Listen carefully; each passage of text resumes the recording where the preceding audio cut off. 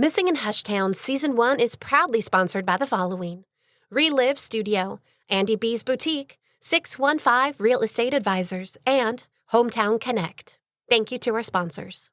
Small Towns Talk, and we've been listening. This is Missing in Hushtown Season 1, Chapter 2, March 25th, 2004, according to Joey. Hi, I'm your host, Jules. Let's get started.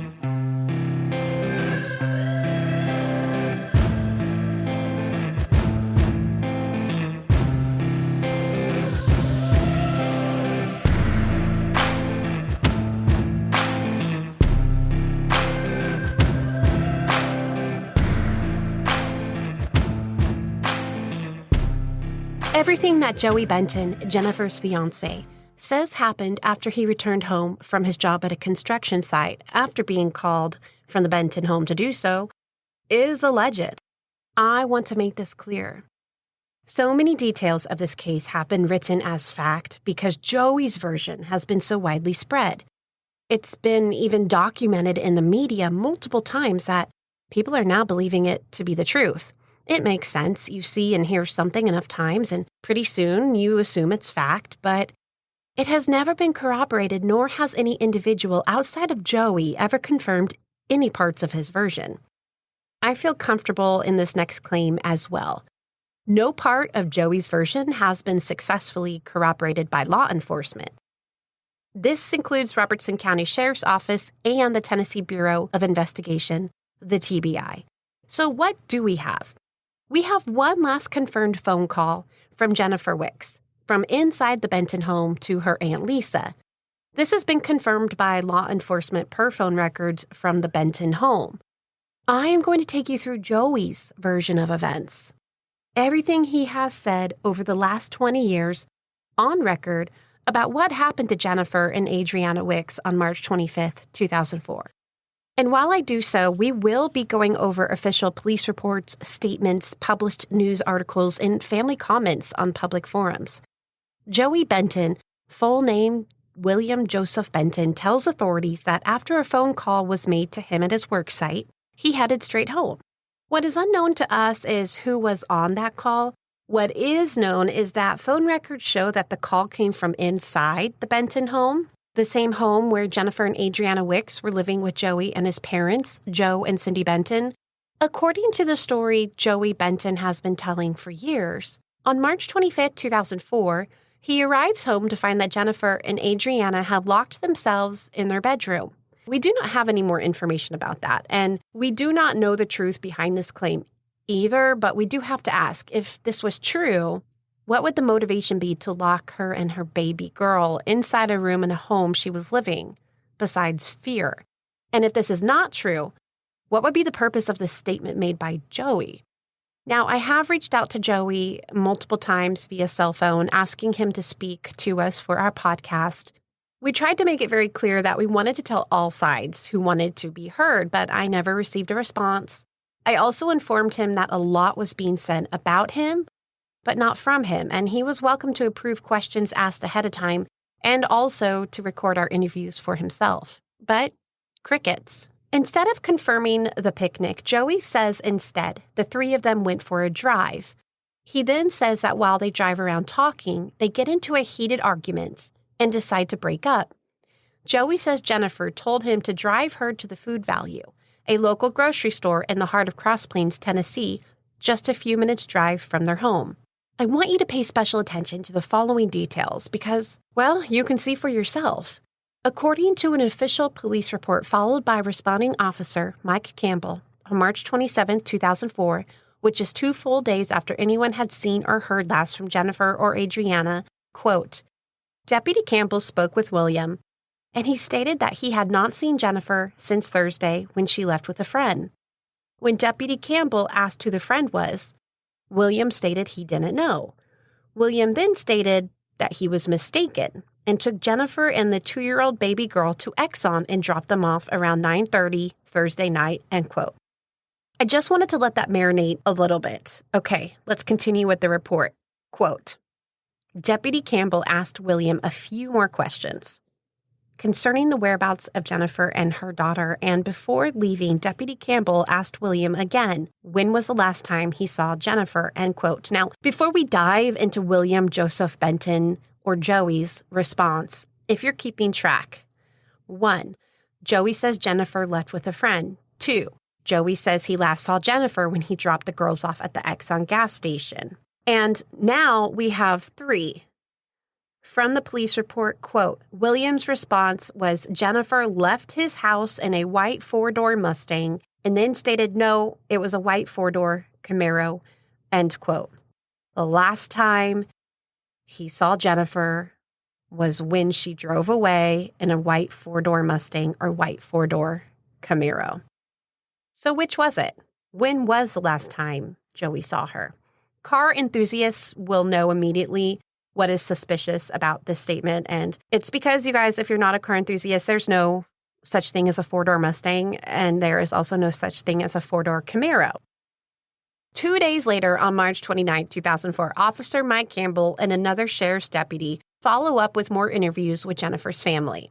They speak with Jennifer's aunt, Lisa Robertson. Now, according to one of the deputies' reports, quote, when Miss Robertson spoke to Joey Benton on the phone after the disappearance of Jennifer Wicks, Joey Benton told her that a white 4-door vehicle picked her up at the Exxon station on Highway 25. Miss Robertson clearly remembers that Joey described the occupants of the vehicle as a white male with ruddy complexion and a white female. In Joey Benton's later testimony to investigators, he explained he never saw the occupants of the vehicle, end quote. So we do have a few things to dissect. Joey told Deputy Campbell initially he could not recall which Exxon gas station he dropped Jennifer and Adrianna off at. Well, guess what? In a town's population of fewer than 1,400 people at the time, there are records of only one Exxon gas station in Cross Plains, Tennessee at the time. And it's the same one Aunt Lisa was referring to that Joey told her, by Interstate 65 entrance and exit 112. To get to Nashville, Joey would have to drive past this gas station. To get to Kentucky, where he was doing construction work that week, he'd have to drive past this Exxon to get to work. Then, when Aunt Lisa finally gets in touch with him, he recalls which gas station it was. Here's the kicker. Lisa talked to Joey before Robertson County Sheriff's Office did. If what Aunt Lisa reports to Robertson County Sheriff in his report is true, this would mean that between the time Joey tells Lisa that Jennifer and Adrianna were dropped off at the Exxon by the interstate, and then 24 hours or so later, Joey's questioned by police and he forgets which Exxon it was, could he have truly forgotten over the course of 24 hours or so that he dropped his fiancée and her baby off at night?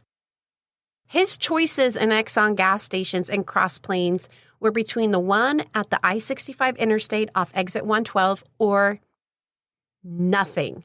That was the only Exxon in Cross Plains at that time. So let's break this down. Joey tells the responding officer first that Jennifer left his house with a friend. He couldn't name the friend and then quickly changes his story. He now recalls that he dropped the girls off at an Exxon gas station, but he cannot recall which one. This is a small town where every establishment is known and frequented, and there was just one Exxon. Anything is possible when we don't have facts, absolutely, of course. But wait, here's one more story from Joey that is inconsistent with the others. Here's a fourth one if you're keeping track. According to the same March 29th police report, Deputy Campbell reports, quote, according to Jeffrey Grayson, Joey Benton had originally told him that he drove Jennifer Wicks to Jerry and Helga Jackson's home in or around the Dixon Road area. The Jacksons have since explained that they had not seen Jennifer Wicks since November of 2003. Four different stories, you guys, about Jennifer's movements on March 25th, 2004, and all 4 originating from Joey himself. Notice that Jeffrey, who was Joey's best friend at the time and Jennifer Wicks's first cousin, never even mentions an Exxon gas station story. The location is completely new to him.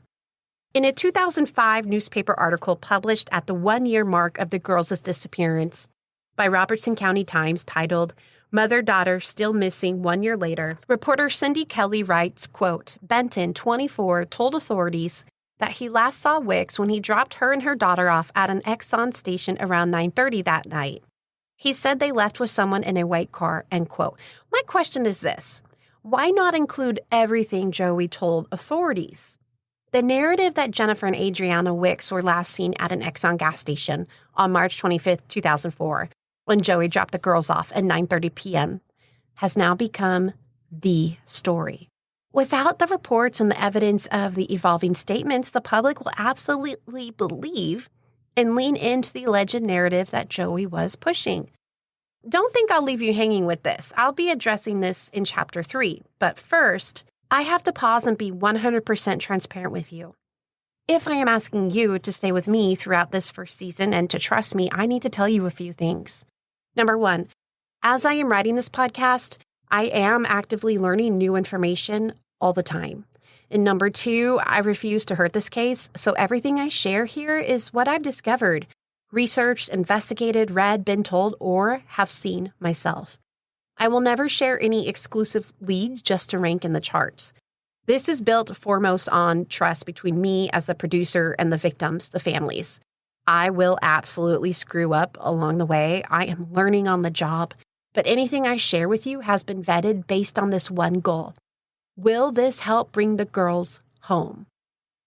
Please keep that in mind while I share information, alibis, theories, etc., which may recently be debunked but are not yet eligible to be shared with the public. What I won't do is lie to you. Do I know more than I am sharing? Yep. Am I trying to be respectful of the family as to not cross boundaries and ruin our relationship? Yes. This is their life, their real trauma, their real grief. And behind the scenes, this case is changing every single day, and I'm on the scene. The cameras have been rolling, the microphones have been on, and I've been saving it all for the day that we can expose everything. So, with that being said, back to Joey's story. I do not believe it.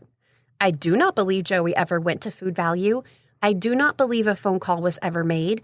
I do not believe he ever dropped the girls off at the Exxon gas station. But it's not enough to insert my opinion, and truthfully, I expect to catch some heat from doing so. Throughout this process, I've had to step back and play devil's advocate. I've had to ask myself if I am looking at this information objectively. I've had numerous late-night calls to Jennifer's sister, Casey, where I do ask her the tough questions and push back on what they have always thought was the truth in this case. I did not come to this conclusion lightly or quickly, but if you were to ask me, with my hand on the Bible, if I believe anything Joey says happened on March 25th, 2004, once he returned home from work, I would tell the world that no, none of Joey's versions of events have ever been proven, and I don't believe they ever can. Now, back to the police reports. Deputy Campbell continues with his police work and dutifully retraces Joey's steps, according to his final statement to police, that he dropped Jennifer off at the local Food Value where she got out of his car and made a phone call inside. Then she returned and told him to drive her to the Exxon gas station, where he then says the girls got out of the car and Joey drove across the street and sat in the church parking lot for 10 minutes until that white car arrived to get the girls. So according to the police report by Deputy Campbell went to talk to the cashier at Food Value, who was working within the time frame Joey says he brought Jennifer by to make a call. So that would be March 25th, 2004, between 8 and 9 p.m. Quote, the cashier stated that she did not see Jennifer or the child anytime that night. She also stated that the store locks its doors at 9 o'clock every night. The cashier then stated that when she left for the night, she walked to her car and remembered some Cokes she had forgotten in the store. She then returned to the doors of the store to retrieve her Cokes. During the walk to the car, then to the store, back to her car, she doesn't recall anyone else being in the parking lot, end quote. Casey and I drove to the former Food Value. In its place sits now what is a Piggly Wiggly. The remnants of a payphone still stand erect at the edge of the parking lot next to the Piggly Wiggly marquee, proudly displaying the meat specials of the week. And then we drove to the Exxon, and we drove past the Benton home. We wanted to see how long it would take us to drive through this town to all of these establishments that Joey said were involved with his alibi. Take a listen.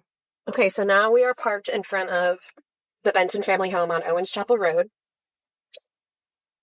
Where Jennifer and Adrianna were living with Joey and his parents, Cindy and Benton. And I've got Casey with me, and we're ready to rock and roll. So we're going to test out some timing today. We wanted to see in person the route that Joey said he took.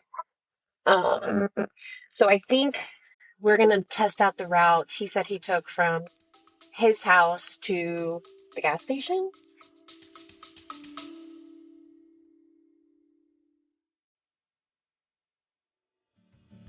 Don't go anywhere. We'll be right back.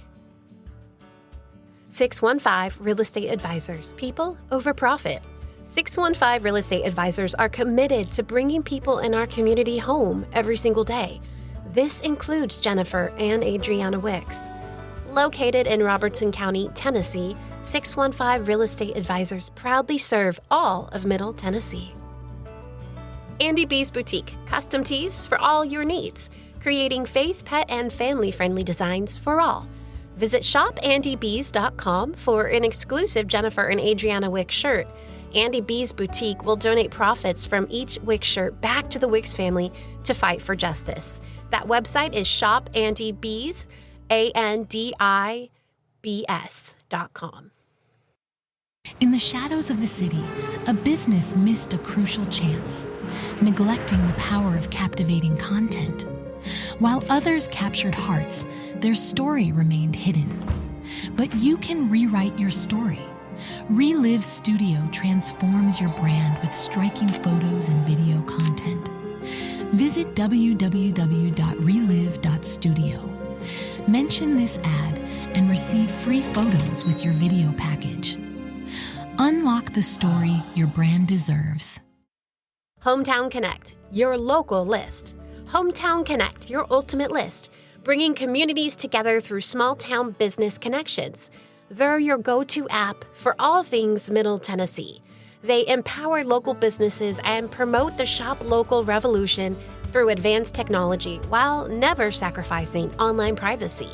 With innovative Bluetooth proximity marketing, direct customer messaging, and in-app marketing tools, they're your ultimate local list. Hometown Connect.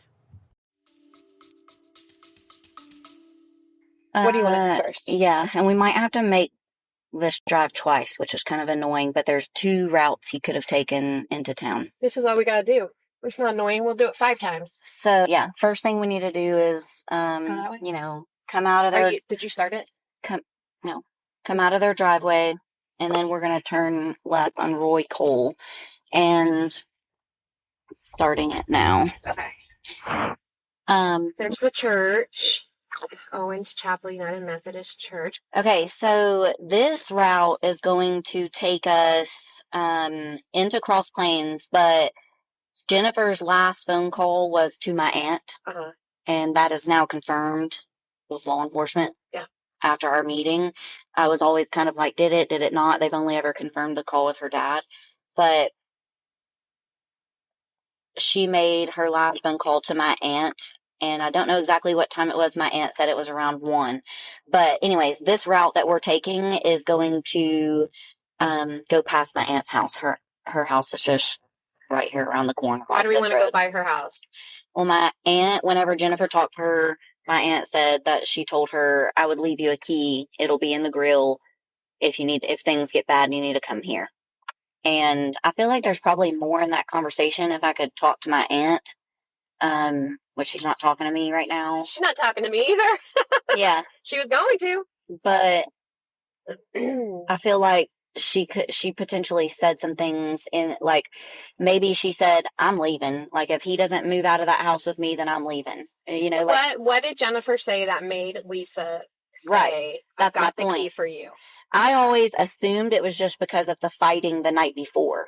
You know, and her telling her about that. I'm just keep going. You just keep going. Yeah, it'll run into a stop sign. It's the main. Okay. It's 25. So if my aunt was like, I'll leave you a key out here if things get bad, like this would be the first place. It's right around the corner. The quickest place for him to be like, I hate your guts. We're breaking up. And Jennifer would be like, take me here because it's the closest. This is not her house, but it's the next mailbox right here is my aunt's house.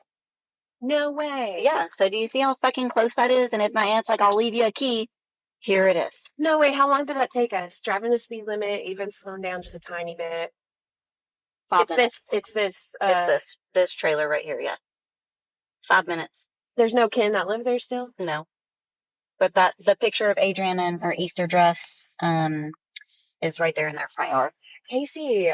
5 minutes. I've driven by this like every day the last 10 years. That was my Aunt Lisa's house, and Casey, that is so wild to me because this is where we get our pumpkins right here.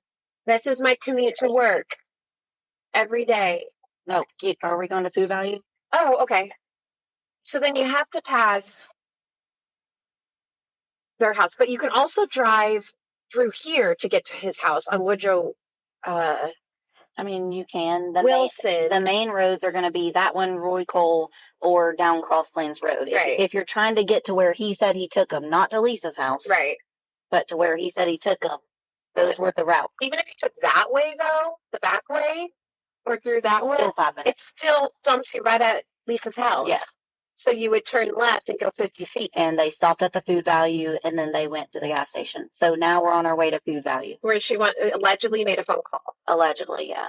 I don't think speed limits have really changed. No, I don't think so. In the last 20 years. If anything, we would be going it would take a little bit longer to get somewhere because of the more traffic.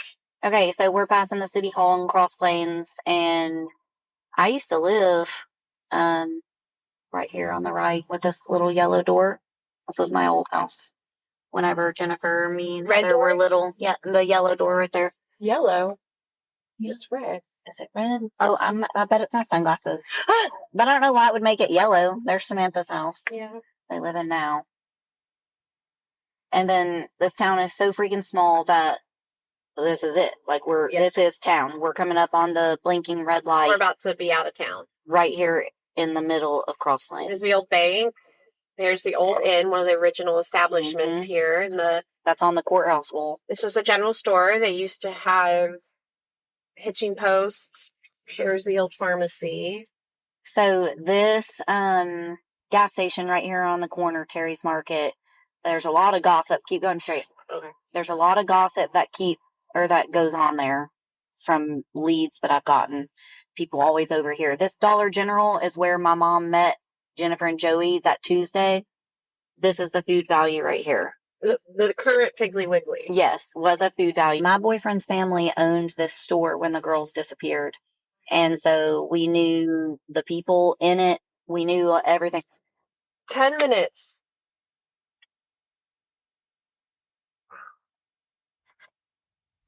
That's wild. Jeez. That's insane. Yeah, that's crazy because I never knew that box was a former payphone. But according to Joey, in his statement to the police, he dropped Jennifer here. Jennifer went in and made a phone call. Did she bring Adrianna with her? And was she sitting in a car seat? Because that will come into play. Hugely come into play. If she was in a car seat or not. Because of what Officer Campbell will tell us. I need to know about this car seat. I feel like there's so much more to that. Like that. I do too. Will be the big smoking gun, I think.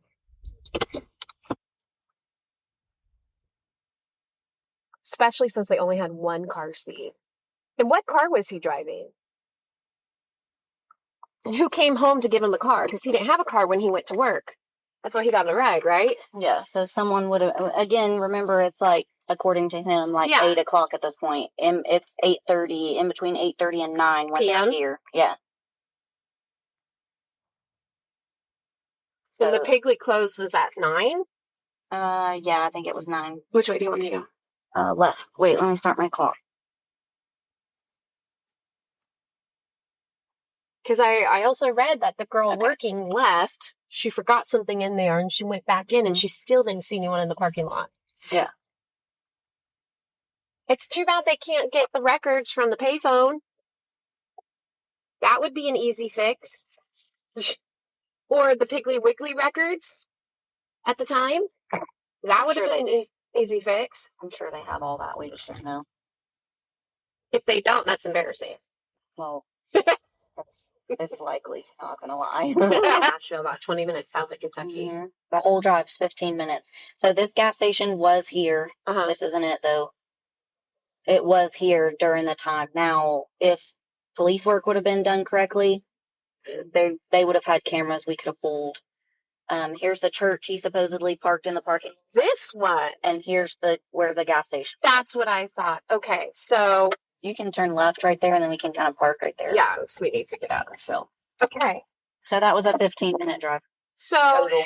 This then, we went from the True Value, which is now the Piggly Wiggly in Cross Plains, and we drove just a few minutes down to this gas station, but we had to drive past your family home to drop her off at this gas station for her to get a ride where?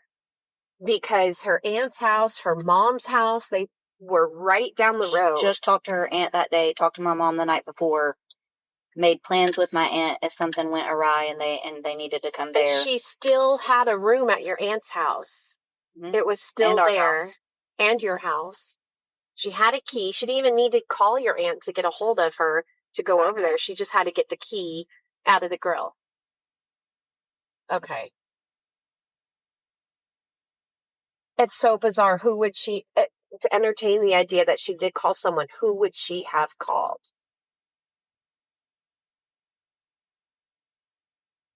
No one. I mean, there's no one. Did they look into the Helga story? I assume so. Because then they have a white car. They had a white Camaro. Camaro.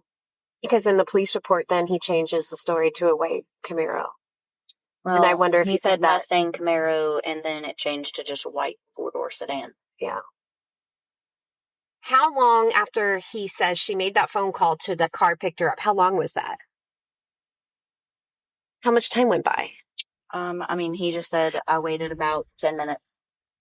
So to drive from... He waited in that parking lot 10 minutes. To drive from that True Value... That was over here, 5 minutes, and then wait for 10 minutes, so 15 minutes. That's got to, if it's true, that's someone local. Someone had to be local.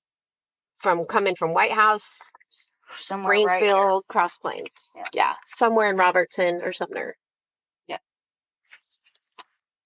Could Jennifer have gotten out of the car and made a phone call from the parking lot payphone instead of from inside? Perhaps Joey was confused and simply got one tiny detail wrong. What if she did get out of the car, but instead of going in, she walks over and puts a few coins in the payphone and makes her call within sight of Joey? The best way would be to pull the phone records of the Piggly Wiggly and the payphone.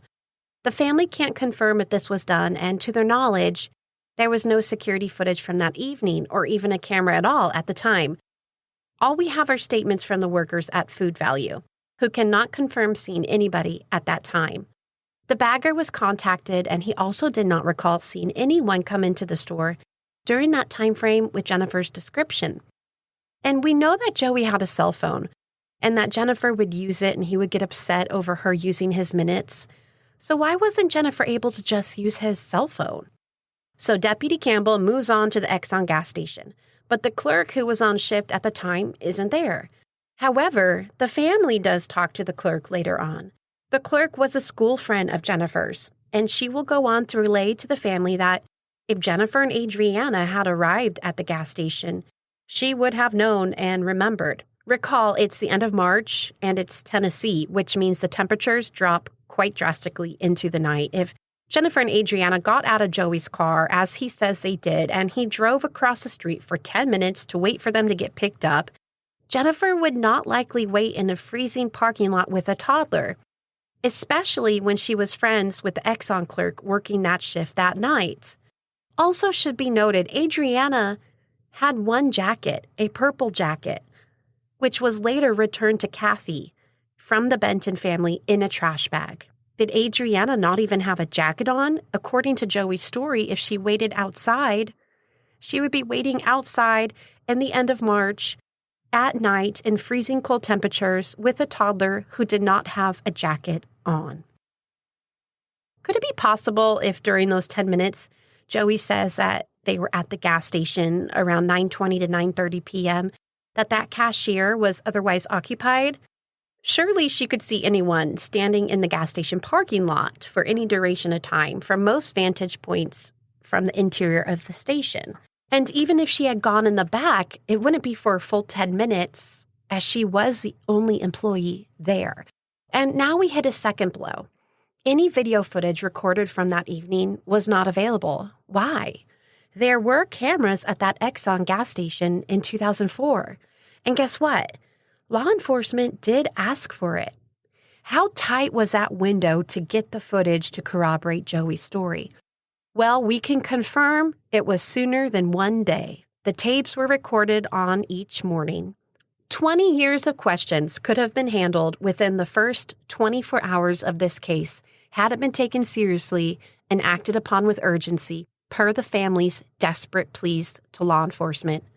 Joey's statements quickly shift from being unclear of details to having very specific recollections of that evening.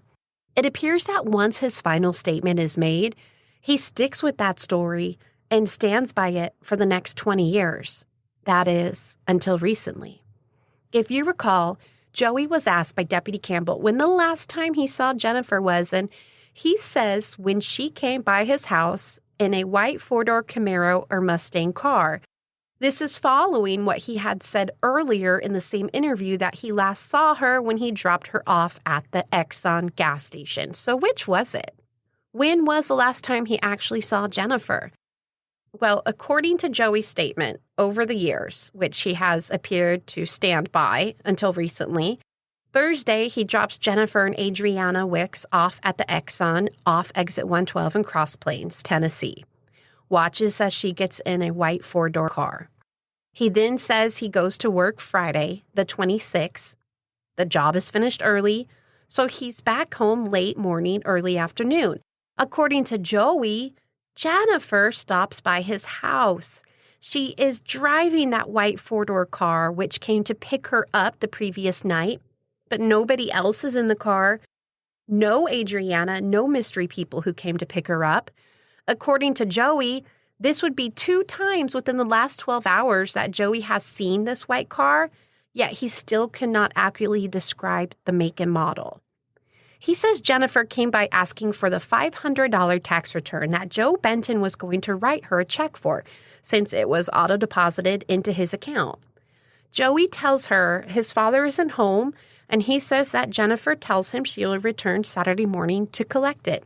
Then he says she gets a few of her things from him and leaves.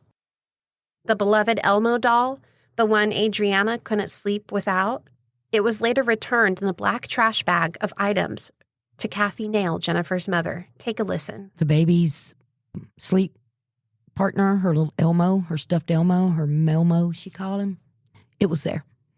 That was alarming to me because being a mama, I know you don't go anywhere for one night without your child's toy that they are going to cry and beg for when they go to bed. And that's exactly what she would do. When she was at my house, she had a crib in my bedroom.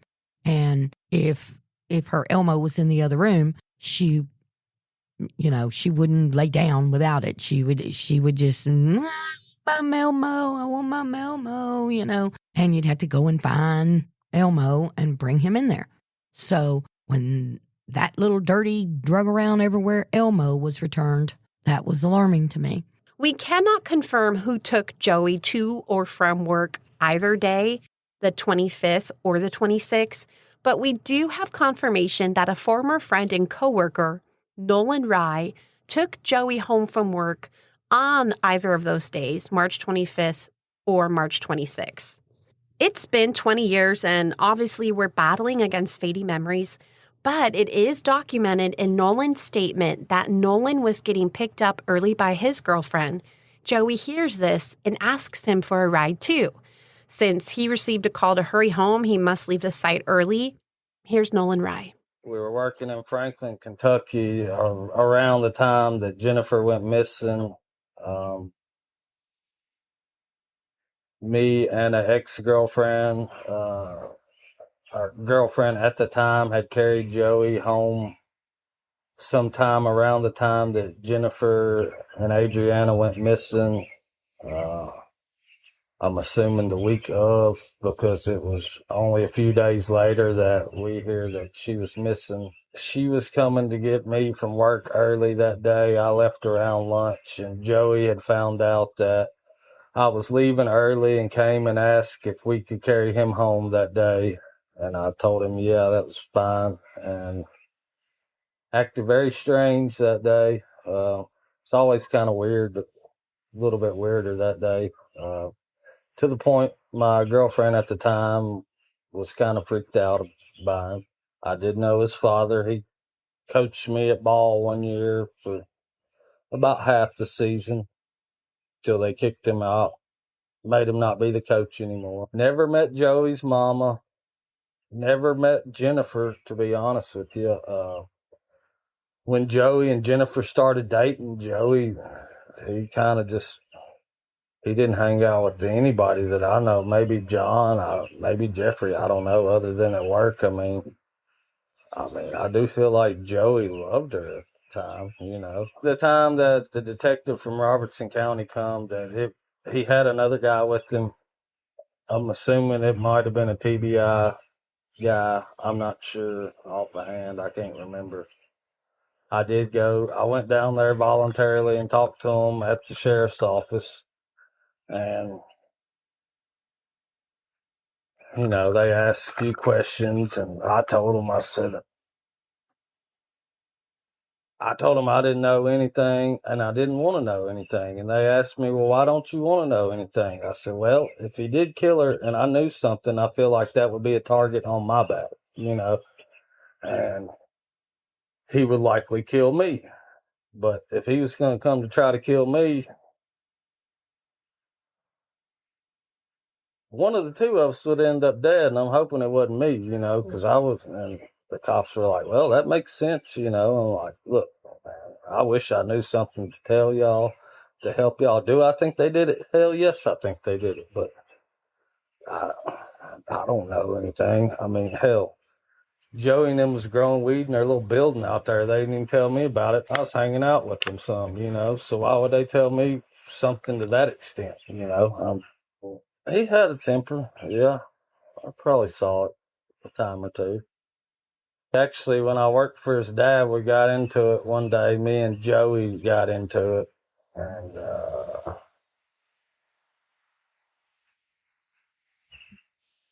we got up in each other's face and had some words. And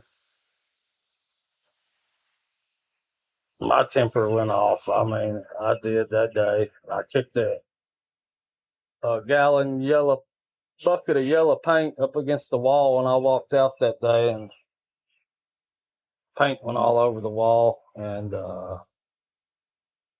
I remember Joey's dad saying, call the law on him, call the law on him. And Joey's like, it's just Nolan, let him go, you know, he'll calm down in a minute. And, you know, nothing was never said of it, you know, but that was the last day I worked for his dad.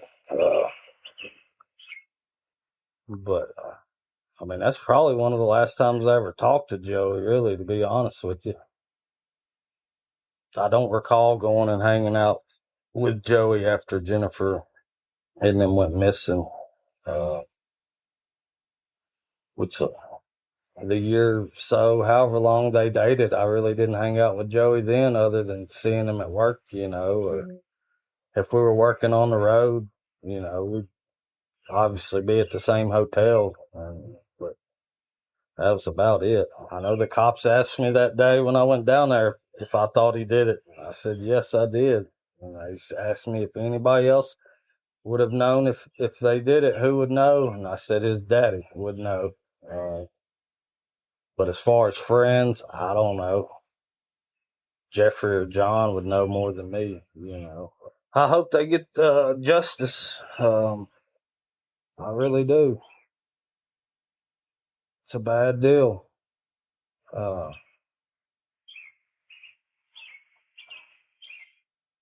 I'd hate to know one of the females in my family went missing.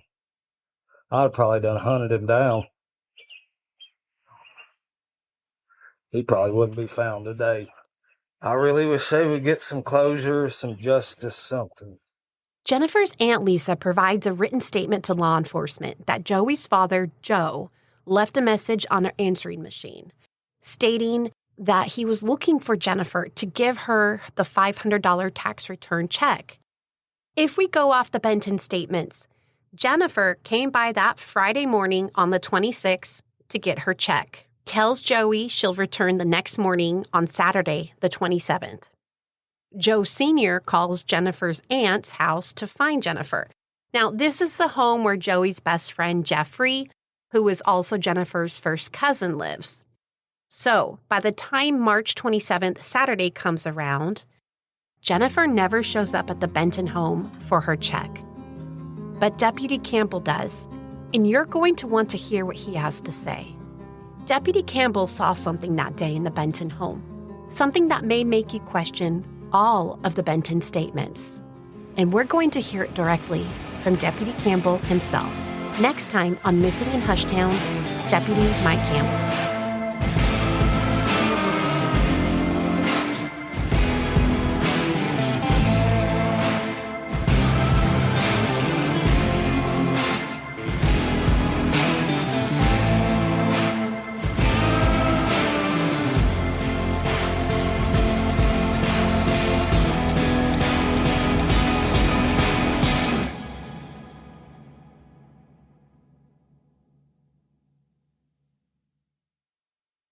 Missing in Hushtown was executive produced and written by me, your host Jules with Anley Audio House, LLC. Casey Robinson was co-producer. Special thanks to John Thorpe, Patrick Robinson, my parents, and Jen Rivera, and to our children. To follow our continued efforts on justice for Jennifer and Adrianna Wicks, you can find us on Facebook at Justice for Jennifer and Adrianna Wicks. This page is personally managed by Casey herself, and you can find me, Jules, on Instagram at YourHostJules.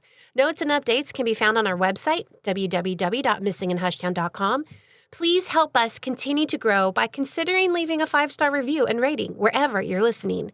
If you have a tip for this case, please call 1-800-TBI-FIND or dial the anonymous tip line at 615-562-0819. Help us bring the Wicks girls home.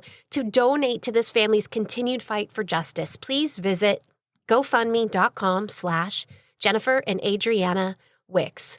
And to support the podcast and to help us continue this production, you may click support the show in the show notes and donate a Wicks kiss. 10% of all profits from season 1 of Missing in Hushtown will be given to the Wicks family indefinitely. As always, you're wanted. You are loved, and you deserve to be found. Don't you forget it. I'll see you next time. Bye-bye.